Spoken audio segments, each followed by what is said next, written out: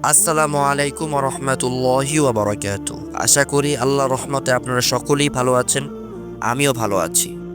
আজকে আমি আপনাদের সামনে যে ঘটনাটি বলবো সেটি হলো একজন নবী যিনি আল্লাহর সঙ্গে কথা বলতেন, একজন অসাধারণ কসাই যার জীবনের প্রতিটি কাজ ছিল নিঃস্বার্থ ভালোবাসা দিয়ে ভরা, আর এক মা যার চোখের পানি আর দোয়ায় বদলে দিল তার সন্তানের ভবিষ্যৎ। আজকের ঘটনায় আমরা জানব হযরত মুসা আলাইহিস সালাতু ওয়াস সালাম আল্লাহর কাছে জানতে চাইলেন, জান্নাতে আমার সঙ্গী কে হবে? কিন্তু উত্তর শুনে তিনি অবাক হয়ে গেলেন। কে সেই কসাই?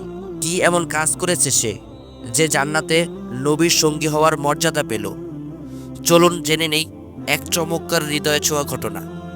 একদিন হযরত মুসা আলাইহিস সালাতু ওয়াস সালাম আল্লাহর সাথে কথা বলার পর জিজ্ঞেস করলেন, হে আল্লাহ, জান্নাতে আমার সঙ্গী কে হবে?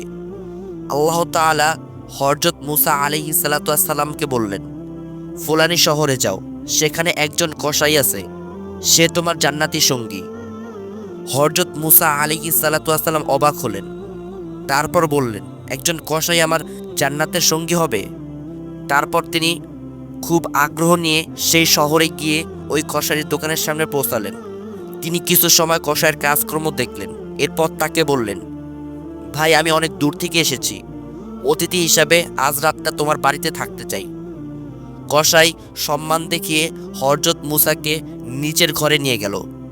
সন্ধ্যার সময় কসাই নিজের কাজ শেষ করে বাড়ি ফিরল এবং একটি মাঝারি আকারের হাঁড়ি চুলায় বসিয়ে রান্না করতে লাগলো। তারপর সেই কসাই এক বৃদ্ধকে গোসল করিয়ে দিলেন এবং সে রান্না থেকে কিছু খাবার বের করে সেই বৃদ্ধকে খাওয়ালেন।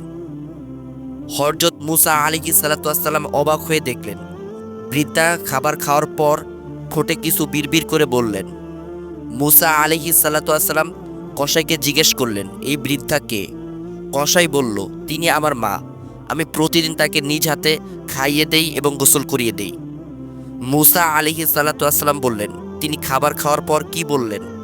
কসাই উত্তর দিল, আমার মা প্রতিদিন দোয়া করেন, হে আল্লাহ, আমার এই ছেলেকে মুসা আলাইহিস সালাতু ওয়াস সালাম এর জান্নাতের সঙ্গী করো। তখন হযরত মুসা আলাইহিস সালাতু ওয়াস সালাম আনন্দের সাথে বললেন, হে ভাই, আমি মুসা, আল্লাহ আমাকে তোমার জান্নাতি সঙ্গী বলে পাঠিয়েছেন।